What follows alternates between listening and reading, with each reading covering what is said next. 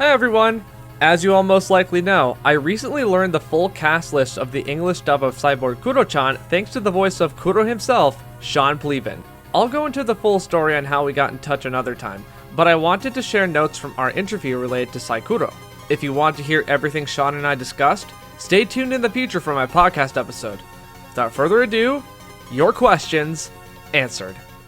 I think he answered this, but did Omni do Kuro-chan? Like, was that recorded there? Yeah. Okay. Yeah, that's who I worked for. And when did you record Cyborg Kuro-chan? I don't know. It was the late 90s. Oh. Early 2000s. Yeah, because... I'm not sure exactly. Maybe 2001, somewhere in there. Okay. Then my last Kuro-chan question was, who directed it? Who was the director? It would have been Ina, really. She always was. Rick was like, I don't know, he managed the talent and did recordings too. Ina was, because Ina was bilingual and all the techs spoke Cantonese, she was always in the booth. So she was always the one saying, more this, less that, go back, you missed this mark. She was always in the booth relaying everything to us. As far as Kuro-chan, though, I don't really remember. Like, we all kind of just got given free reign and go nuts. And so, yeah, like, we got given the script and we kind of went after it. And the voices ended up being the voices for a few different reasons. But, yeah, we were watching it. The first time you watched it was the first time, like, that was how we were watching it as we were dubbing it. Huh. All right. Fan questions. I got a lot. All right. So the big person behind Kuro-chan research, his name is Davo. And he has a whole Discord server where he just researches every dub imaginable. But anyways, I asked him. He's at the top of the list. I'm just like, look, you deserve it. you do all this research. Do you remember any other cast members on Kuro-chan? Yeah. Yeah. So Grandpa was Rick. You said this last name was what, Thomas? Yeah. Okay. Grandma, Nana, and I think the little kid was all Andrea. As much as you guys thought I was the announcer, I was not the announcer. The announcer and Mi-kun were Michael Quinn. Dr. Go was Colin Shevloff. And Henry Coombs was, I think it was Henry Coombs, was Suzuki. Scott Evans was Cat with the Boomerang, Mata something, I think. And then there was a big, skinny, tall character with an orange head that was semi-reoccurring, and he was that character also. So Davo also asked, your voice slightly changed starting in episode 12. Do you remember why? So like early on. So I think there were two reasons that it changed. One was because they said that I had to normalize it because it was too hard for people to understand. And two was because I didn't expect it to be quite so brutal on my voice. Well, and for the most part, it was fine. It was just, the odd, at the end of a day, occasionally, yeah, I'd have a bit of a sore throat. But we used to use this Chinese herbal medicine called Pak Payao. And it's like this black syrup. And if you have a sore throat, like that stuff, gone. Wow. I did go through more than I probably should have been consuming for the run of that series, because then I'm pretty sure, but I'm not 100%. Like, I think that I dumbed it down in 12, and they were like, "Oh no, that's too much. You got to like bring it back." So then it kind of went down, went back up, and then and I think it stayed more up than not, but not quite as much as before 12. So the next highest person, at least as far as my view, her name is Miko Chikamatsu. So she had a few questions. What was the inspiration for your voice for Kuro? Okay, so the Legend of Snow White series had a bat as the hench person, or like the hench person of the evil queen that would, fly out and spy on them. And it had audio, but it was just noises. So that's how it started. I was making these weird high pitched squeak noises. And then later on, oh, it was fine, right? They needed somebody to squeak, and I was, Yeah. and the, like leaned in and pointed on, and squeaked, and they were like, okay, you're the bat now. And at like, I don't know however many episodes in, the bat had dialogue. But I already had characters that were closer to my speaking voice. So it had to be something weird. And that's what it ended up being. And then they were like, when Kuro came along, they were like, and I think it was pretty close after the White series, they were like, do the bat voice. Huh. And, we changed it a little bit, obviously, but less high pitched noises, but it was scratchy. And I think I know the answer to this. I'm assuming you first heard of the series because you recorded it. yeah. Thought so. Yeah. What was your favorite part about voicing Kuro? Oh, you get to scream so much, yelling all the time. The dialogue was hilarious. I mean, it was fun show to do. What was the most difficult part about voicing Kuro? Screaming all the time. It was a blessing and a curse. Yeah, I mean the raspy was pretty tough, and like in between episodes, or you go out and you have some pak pai ao and you go back in and can't do the voice anymore. Can't do the voice anymore. No, I think somebody asked that. Yeah, I've been trying to do it since you got in touch. If I got asked to do it, and yeah, I can't do it. Yeah, Years happens. of cigarettes and whiskey that changes a guy. Okay, moving on to Colin LW. He asks, what's your favorite thing about the show? What's my favorite thing about the show? Well, for me, that it was my first time being a lead in a cartoon series, or the main character, not a lead. I mean, I'd had other lead characters, but not the main character. So that's always going to have a special place in my heart. And I don't know, it was goofy, it was fun. We had a good time doing it. I don't know, it was a fun time doing it, but it was a fun time in town. Like in Hong Kong, it was, we would all go into the booth together and we record this stuff, and then we'd go out and have drinks or dinner or whatever, and it was just a fun time, right? And that was the marker for it.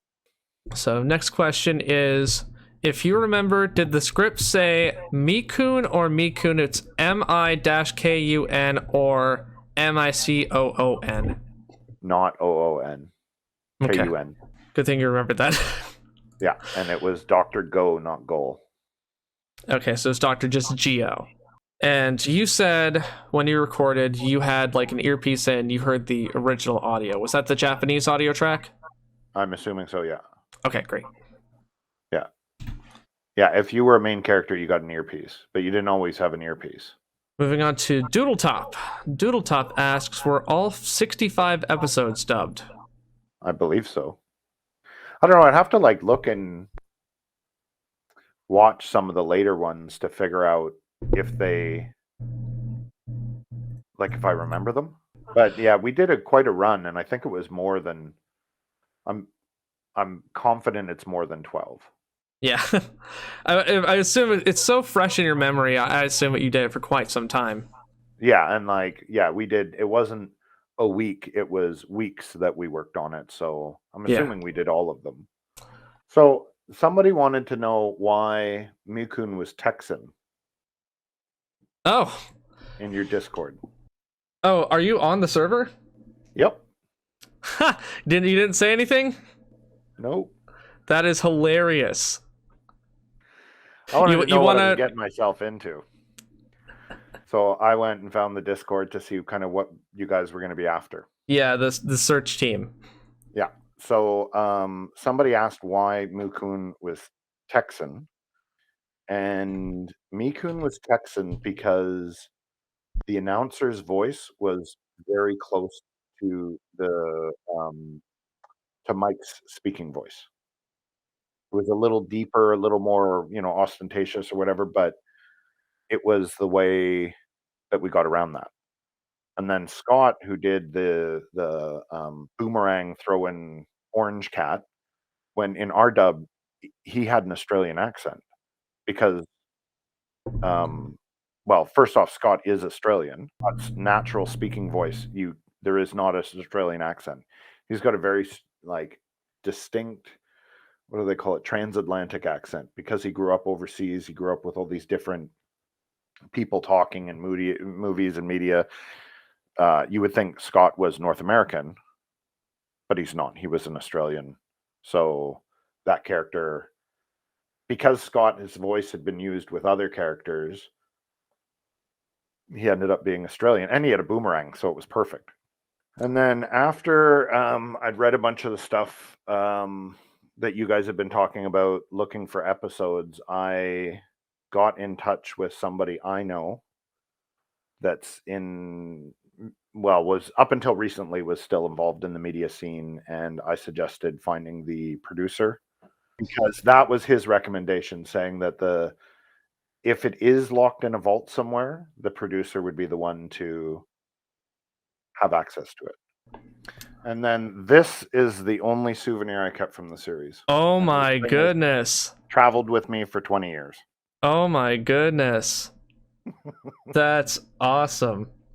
And that's not all. Out of nowhere, Colin Shevloff, who was involved in the script writing and directing for CyKuro, reached out too, and he shared more details. We only had an hour to talk, so I needed to be brief, but here's what he told me. I'm doing a podcast. It's not out yet, but it's called English Voiceover in Asia. So it's good timing that you contacted me. Oh, okay. Because I just talked to Shawn, as you know. Ooh.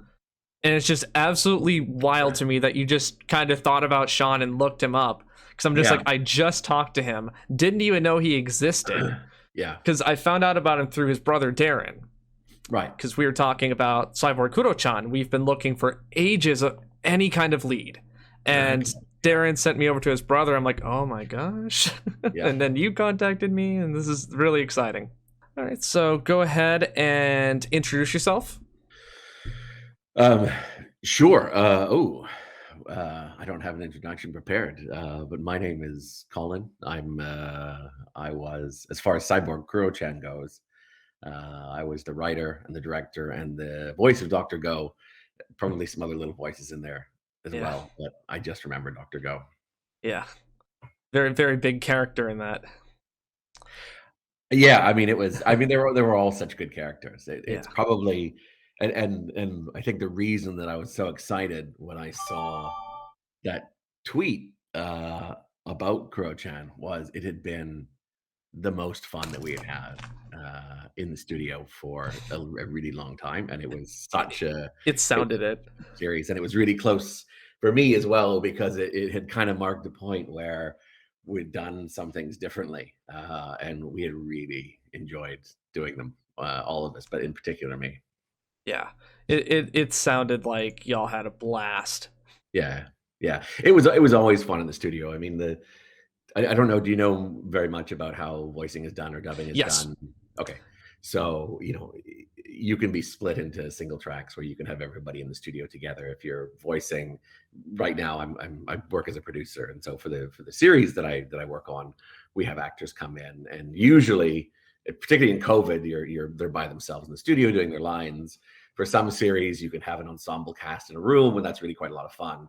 For dubbing, you've got kind of a small desk with pages across it. And everybody kind of knows their lines. The script is marked up in a particular way, so everybody kind of knows their cues and how to kind of move forward across their lines. And everybody is sort of huddled in together. And in particular, some of the studios in Hong Kong were pretty tight quarters. And it was a lot of fun. When you had a really good team of people together, it could be a real blast. That's awesome.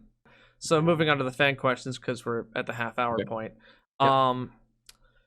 There's a lot. So Davo Domain is kind of the main Kuro-chan fan, and he's been heading the hunt on information about every dub ever in every language. Okay. He didn't have any questions for you. He just wanted to say he really likes the dub and he really appreciates the work everyone did on it. Cool. Yeah. I mean, it really was. It was so much fun. And this one was done. Weird thing that I remember about this was it wasn't through like one of the studios. It was through Media Land or any of the studios. I met with, and I guess it must have been TVB or ATV, one of the Hong Kong channels. I met at one of their old buildings, which is now looks like an old factory, sort of outside of CyKuro in the parking lot. And I met a woman there she just sort of would have everything in her car. I think they must have been doing like the Cantonese dub for one of the local channels, or maybe they were doing a dub for China. There was kind of both happening at that time. Huh. And yeah, it was a little bit kind of out of the back of the car because I think they were going around, they were doing it as like a secondary project on top of what their official work was, kind of thing. And it's also it's one of the reasons why I threw all the scripts out, because the translation was subtitles. And I think sometimes we had them, but the subtitles were based on like a Chinese translation. Oh, So it was already like you used to get, particularly with some of the movies, right? Some of the old Jackie Chan or Chow Yun-fat movies, you'd get subtitles as the translation, and you'd basically have to work out the movie from then. And the subtitles could be terrible because often, a lot of the language could be quite poetic, and and how they would be saying things, and then you'd get this translation that really didn't make sense, and you'd get sort of these lines and like, okay, I have no idea what anyone's talking about. So then you'd have to figure out context in the movie or the show, and so for Kuro, it was all like that, and I think they stopped coming altogether. oh, And I think I told her that was fine. I think I'd asked her because, yeah, I got the first ones and there was nothing I could do with it, but I really liked the cartoon. And I really liked the show. So I just would watch them and then figure out what I thought was going on. And then I would just write a story around, and all the characters and all the dialogue. So a lot of the characters were kind of reshaped a little bit. I mean, obviously there's action on screen. You can see kind of how they react to each other. But in terms of what they were actually saying, it was, and the only thing was the lion. I can't remember, the lion had like signs that popped out of his head or something. And I didn't have any translation for them. So you'd have to sort of write around it. Like, just don't reference it or agree with it or whatever it is. But I couldn't work into the story because I had no idea what it said. wow. Yeah, because when they were recording, Shawn said he had an earpiece in that he could hear the original audio. So is that the Cantonese audio? No, it would be the Japanese audio. Okay, it was still the Japanese. Yeah, oh, it could have been the Cantonese for that. No, I think for that one it was Japanese. Okay. Yeah, I think it was the Japanese. That's fascinating. Yeah. And that answers someone's question. I see a question way down here. Why was the dialogue so modified? There you go. Oh yeah. No, yeah. So it was completely thrown out, and that's why I liked that. One of the reasons I liked that series so much is because it I was kind of desperately creative and wanted to do more, right? So sometimes you get something and you just have to, you've got to figure out how to say what has been translated, what you've given in a way that sort of fits the mouth flaps and all that kind of stuff, right? And that's quite creative and quite fun. But this was so much more fun because you just chuck it out, and you start again. And because it was such a good series to watch, like there was so much stuff that was there, and like I think my favorite thing was, I guess Dr. Go had that army of little were they robot cats? Little tiny ones. Mm-hmm. And I couldn't figure out to name them. And I think I named them the kitty litter. And it was I just was such a good fit. And I was so kind of happy with that one. That's great. But yeah, I have no idea what the original was for any of that. So wow. Yeah, I should probably apologize really to anybody who's, who I've ruined the series for. I'll tell you what, just a real quick aside, there's a show like that, there's a dub like that called Samurai Pizza Cats that aired in the Canada and US. I think the scripts were so low quality or something like that, they threw it out and just wrote something new. Yeah. So that is awesome. That's very and interesting. we started doing that more from that point. So diving into Miko Chikamatsu, do you know if they dubbed all 66 episodes? I think we did. It was a lot. Yeah, it might not have been 66. So 66 came out in 2001. Yeah, It well, might have this been would have been 65. in what year would this have been in, I guess? Yeah, I think it was the early 2000s anyway, but no, I don't remember. I know there was a fairly long order on that series. I know we did it. There was a lot of it. I think I wrote all of the episodes except for maybe one or two, and I think Mike might have written them. Okay. Yeah, but I don't remember exactly how many. Okay. Was your voice for Dr. Go based on Dr. Evil from Austin Powers? Yeah, pretty much. I think Awesome. I was trying to find something that felt good, and I remember I had to pull like a really weird face to get the voice to work for some reason. And so I'd sort of sit in the studio kind of like this so that I can't remember what I had to do, but it ended up sounding, I don't know if it was directly based on Dr. Evil, but I think it was certainly an homage to Dr. Evil. That's awesome. Yeah, because it does have the Dr. Evil vibe to it. Yeah. Yeah. There was, dubbing artists, when they're trying to come up with voices, it's easy to go to an accent, right? Like, and in the studio, for some reason, the go-to that was funny was always a Russian accent. But we wouldn't use it, but it would kind of be like you'd sort of go from there and then trying to, bring it back to something that didn't sound like that. And you'd often fall into something that sounded a bit like Dr. Evil or Gru or something. It's that kind of, but that was sort of the process that these guys would go through, and then we'd all kind of go through to try and find voices. That's awesome. Were you involved in the production of the VCDs or home video releases at all? In the production of, so it was, I guess it was VCDs that I was writing the scripts from. Okay. So yeah, and that was, yeah, because I remember trying to find like a good VCD player because so previously and typically you'd get a VHS of something, and we had an old, and it was easy to sort of scrub back and forth. And then I think this is one of the first series where it was on VCD and not, like, I guess we get an MPEG sometimes, but yeah, at that time there were challenges finding the right program where you could just scrub back like 10 seconds, because you don't want to like go way back and then you're sort of waiting. You've got a quick line. You need something you can kind of do closely. And I can't remember what program we used, but there was something.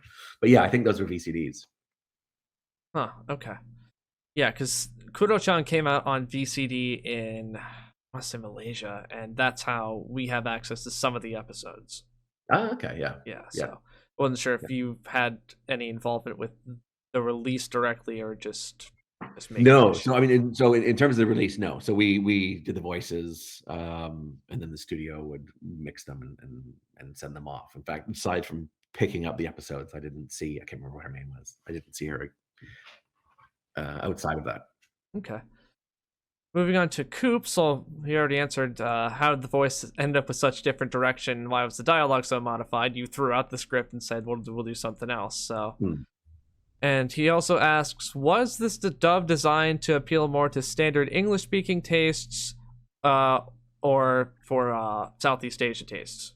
Yeah, and that was the other thing. I mean, often, so it was designed to appeal to English-speaking tastes, and that was the other nice thing about throwing it out. So when you get a subtitle list, you've got the jokes, the humor, the kind of the local banter that is very regionalized, right? So to what someone might find funny, and sometimes it's really not off, but it's not funny, or it doesn't really land very well with what was an English audience.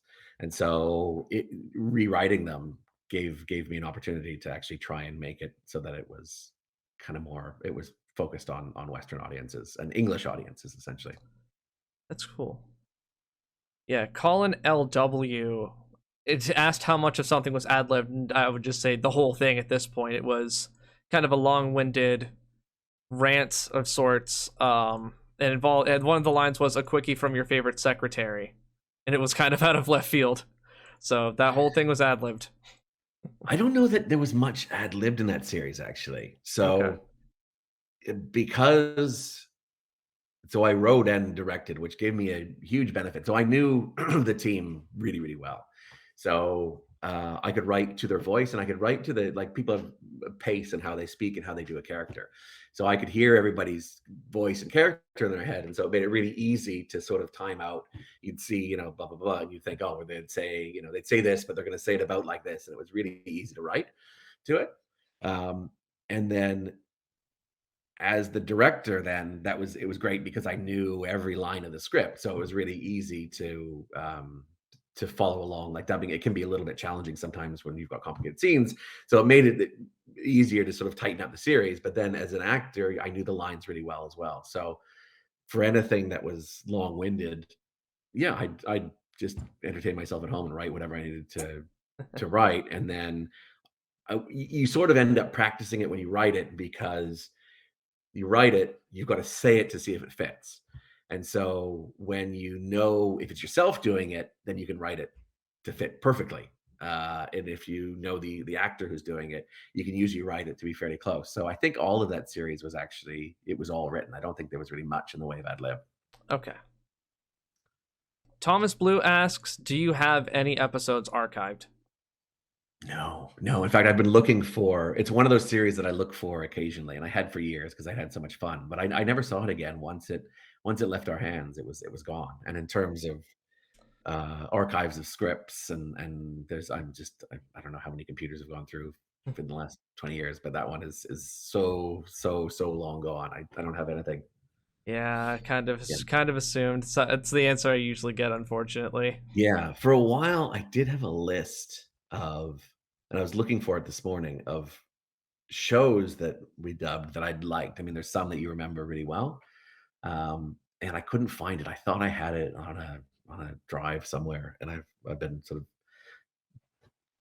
trying to find my way through it, but I haven't been able to find the list. If I find it, I'll send it to you, because I'm also curious, because I've forgotten so much of what we did. Yeah. Elijah D asks, do you have a favorite Cyborg Kuro-chan character?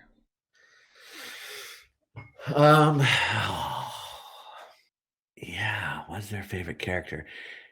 Because they were all my friends. Like, it was Mike and Scott, and who played Nana? It wasn't Andrea? I have a list it was on the list on Twitter. I don't have it in front of me, but might have been Catherine. I don't think it was Catherine. Might have been Catherine. Anyway, yeah. So favorites. Mi-kun was always sort of Matatabi. No, I don't think I do, actually. It's probably Kuro, really. Would be my favorite. I mean, it was Kuro was such a fun character. I like that Kuro didn't necessarily always sort of, break out the guns. Like, Kuro could be fairly sarcastic and wry before going to that. It was quite a good character to write and to play with. That's awesome. That's a very, very good choice.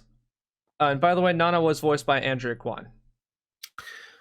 Was it Andrea? Yeah, yes, it was. That's right. Yeah, because Shawn pretty much remembered everyone. Yeah. TV4Gade asks, if there was a new piece of Kuro anime material, would you return if given the opportunity? Oh, for sure. Yeah. I mean, I don't think you get anywhere near the same team together. I mean, they're all still out there. But yeah, no, I love Kuro. Yeah, for sure. And my final thing is, anything you want to say to the Cyborg Kuro-chan fan base? No, I mean, I'm so happy that there are people out there who are enjoying it. I mean, it really had been certainly the start of, but probably the most fun we had working on a series. For me, for writing and being in the studio, but I think for the whole team in the studio, it was quite a good laugh. And so it's nice to know, and often these things go off into the ether and you don't really know, what they're used for, particularly at that time, less so with Animax, but early on with some of the cable stations, like I have no idea where any of those projects went. And so I'm really, it's nice to know there's someone out there who likes it as well, because it was so much fun. So yeah, I'm super happy that's what, that you like it. Yeah. Thanks for watching. If you like content like this and want to see more, please be sure to like, subscribe, and leave in the comments what you thought of this video. Until next time, take care.